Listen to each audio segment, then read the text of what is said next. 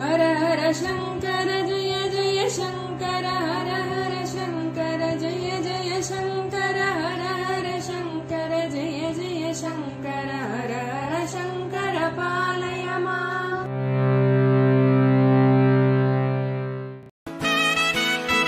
Mahasankara matrimony மிகவும் மேம்படுத்தப்பட்ட online திருமணப்பதிவு இணையதளம்.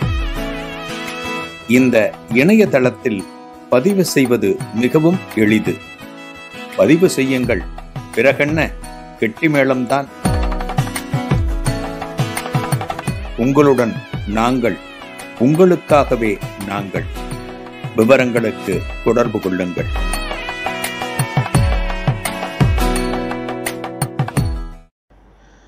ஸ்ரீ குருபியோ நமக. ஓம் காஞ்சிவாசாய வித்மகே சாந்தரூபாய திமகி தன்னச்சந்திரசேகரேந்திர பிரச்சோதயாத். எல்லாருக்கும் நமஸ்காரம்.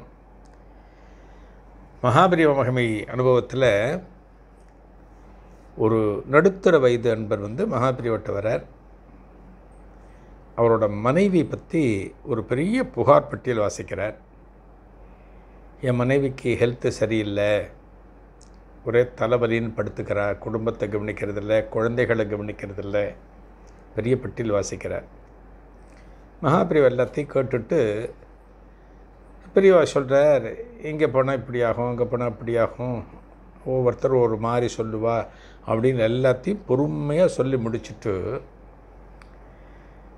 அந்த அன்பரை பார்த்துட்டு மகாபிரிவா கேட்கிறார். அதாவது என்கிட்ட இதை சொல்கிறதுக்காக வந்தேன், எல்லாத்தையும் சொன்னேன். ஆனால் நீ என்ன சொல்லியிருக்கணும், பெரியவா என் ஒய்ஃப் இப்படி இருக்கா, நீங்கள் சரி பண்ணணும் பெரியவா, அவள் சரியாகணும் பெரியவா அப்படின்னு நீங்கிட்ட கேட்டியோ அப்படிங்கிற. யோசிச்சு பாருங்களேன், ஒரு பிரச்சனையை நாம் பல நேரங்கள் என்ன பண்ணுறோம் அப்படின்னா, அந்த பிரச்சனையை பெருசாக இழுத்துட்டுருக்கோம், ஜவ்வு மாதிரி இழுக்கிறோம். அதுக்கு ஒரு சொல்யூஷன் இருக்கும், அந்த பிரச்சனை தீரும் அப்படிங்கிற ஒரு எண்ணம் பல நேரங்களில் மனுஷங்கிட்ட வராது. சமீபத்தில் ஒரு வீடியோ ஒன்று பார்த்தேன். மாடி இருக்குது பார்த்தல, மாடியில் இந்த ஒரு சில்வர் பைப்பெல்லாம் வச்சுருப்போம், கைப்பிடி கையில் பிடிச்சின்னு போகிறதுக்கு. ஒரு கணவன் மனைவி, ஒரு சின்ன பையன். இந்த பையனோட தலை மாட்டின்னு கொடுத்து, பையனோட தலை இந்த கம்பிக்கு எடுப்புற மாட்டின்னு இருக்கு, வெளியில் வர முடியல. பையன் கதறான். அவனோட அப்பா அம்மா வர, அவனோட அப்பா அம்மா அப்பா எடுக்க பார்க்குற, தலை வரல. அந்த இருக்கிற அந்த கேப்பில் தலை பெருசு, தலை வரமாட்டேங்கிறது. என்ன பண்ணுற, பதறி போய் ஏதோ ஒரு ஆக்ஸா பிளேடு, ஏதோ கத்தி மாதிரி எடுக்கிறது போகிறார், எடுத்துன்னு வர்றார். அதுக்குள்ளே ஒய்ஃபு டாக்டருக்கெல்லாம் ஃபோன் போடுறா. பையன் மாட்டின்னு இருக்கான், என்ன எதுன்னு தெரியாமல் டாக்டருக்கு ஃபோன் போடுறா. இவ 2 பேரும் இந்த 2 டைரக்ஷனில் பண்ணிட்டு இருக்கும்போது அந்த சிறுவன் என்ன பண்ணுறான், அப்படியே மெல்ல ஜம்ப் பண்ணி தலையை உள்ளே விட்டு, தலை வெளில இருக்குது, டோட்டல் பாடி அப்படியே உள்ளே விட்டு வெளியில் அவன் மாடி படிக்கு மேலே நடந்து போகிறான். ஒரு வீடியோ ஒன்று பார்த்தேன். எந்த பிரச்சனையாக இருந்தாலுமே அந்த பிரச்சனைக்கான தீர்வுங்கிறது வெகு சுலபம். ஆனால் நாம் தான் என்ன பண்ணுறோம், அதை பெருசாக்குறோம். இப்போ இந்த கேஸ் பார்த்தேன்னா, மனைவி, கணவன் மனைவி இல்வாழ்க்கை. ஒரு கல்யாணத்தின் போது கணவனும் மனைவியும் சொல்கிற மந்திரங்களில் அவெல்லாம் எடுத்துக்கிற சங்கல்பத்தில் என்ன அப்படின்னா, காலம் முழுக்க நான் உன் கூட இருப்பேன், உன்னை கைவிடாமல் காப்பாற்றுவேன், எல்லாமே அந்த மந்திரங்கள்லாம் இருக்குது. ஏதோ ஜஸ்ட் லைக் தட் மனைவிக்கு உடம்பு கொடுத்து மனைவி படுத்துட்டா அப்படிங்கிறதுனால இந்த கணவன் அந்த மனைவி மேலே போய் ஒரு புகார் பட்டியல் வாசித்து ஏதோ ஒரு முடிவில் இருக்கான் போல இருக்கு. மகாபிரிவா என்ன சொல்கிறாராம், நீ என் பொண்டாட்டி சரியாகணும்னு ஒரு வார்த்தை நீ சொல்லலை. நீ என்ன நினச்சின்னு வந்திருக்க, இவளை அனுப்பிச்சிடணும், வேறு தானே கல்யாணம் பண்ணிக்கணும்னு ஒரு தீர்மானத்தோடு எங்கிட்ட நீ வந்திருக்க. இந்த பிரச்சனையை நீ சொல்கிற அப்படின்னு பெரியவா சொல்கிறார். இங்கே இருக்கிறவ எல்லாரும் இந்த பிரச்சனையை பார்த்துட்டு இருக்கா. அன்றைக்கி பெரியவாளை தரிசனம் பண்ண வந்த அத்தனை பேருமே இந்த சம்பாஷணைகள் இவற்றையெல்லாம் கவனித்து கொண்டிருக்கிறார்கள். அவருக்கு என்னாச்சு, கொஞ்சம் ஒரு மாதிரி ஆகிடுது அந்த கணவருக்கு. இருக்காதா பின்ன, எல்லாத்துக்கும் 2 சைடு இருக்குது இல்லையா, எல்லாத்துக்குமே 2 சைடு இருக்குது. 2 சைடையும் நம்ம பார்க்கணும்.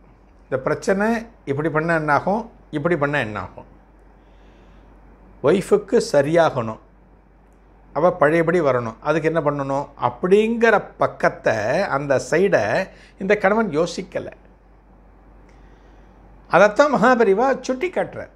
நீ இவ்வளோ புகார் வாசிச்சியே, என் பொண்டாட்டி நல்லாகணுங்கிற ஒரு வார்த்தை நீ சொன்னியாங்கிறத கேட்டுட்டு பெரியவா சொல்கிறாளாம், எத்தனை வருஷமாக உன் கூட குடும்பம் நடத்திருக்கா, எவ்வளவு நாள் உனக்கு சமைச்சு போட்டிருக்கா, உன்னோட சுகதுக்கங்களில் எப்படியெல்லாம் அவள் பங்கெடுத்துட்டுருக்கா, எந்த அளவுக்கு ஒரு லைஃப் பார்ட்னராக உன் கூட அவள் இருந்திருக்கா, நீ அது எல்லாத்தையும் ரொம்ப சுலபமாக மறந்துட்டு அவளுக்கு ஒரு தலைவலி அப்படின்னு உடனே அவள் இனிமேல் பயன்பட மாட்டான்னு நினச்சி நீ ஒரு தீர்மானத்தோடு என்னோட சந்நிதிக்கு வந்திருக்கியே, இதே உனக்கு ஏன் தோணலை அவளை குணமாக்க முடியும்?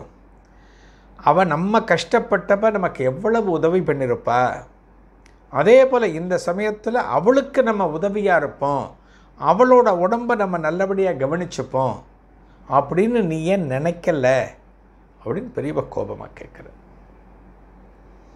ஒரு தர்மத்தின்படி ஒருத்தர் பேசினா அதன்படி நடந்து கொண்டால் பெரியவா எப்படி பேசுவார் அப்படின்னா ரொம்ப சாதாரணமாக பேசுவார், ஒரு புன்னகையோடு பேசுவார், ஒரு சந்தோஷமாக பேசுவார். ஒரு அதர்மத்தின் அந்த பாதையில் போகிற ஒருத்தர், ஒரு அதர்மத்தின் வழியில் நடக்கக்கூடிய ஒருத்தர், ஒரு அதர்மத்தின்படி தீர்ப்பு எடுக்கக்கூடிய ஒருத்தர் பேசுகிறார் அப்படின்னா பெரியவா ரௌத்ரமாயிடுவார், பெரியவா கோபமாயிடுவார்